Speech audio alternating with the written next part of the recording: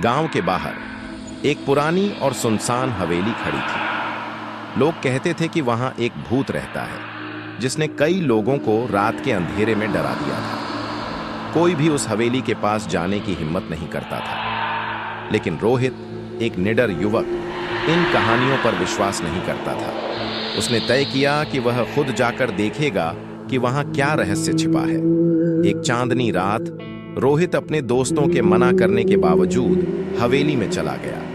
अंदर घुसते ही ठंडी हवा का झोंका आया और पुरानी लकड़ी की सीढ़ियां चरमराने लगी।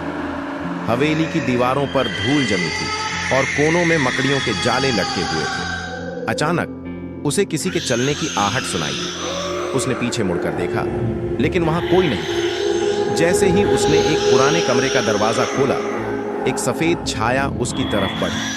रोहित का दिल तेजी से धड़कने लगा। छाया ने कराहते हुए कहा, मुझे न्याय चाहिए। रोहित कांप उठा।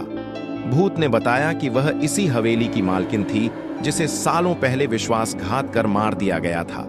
उसकी आत्मा तब तक मुक्त नहीं हो सकती जब तक उसकी हत्या का बदला न लिया जाए।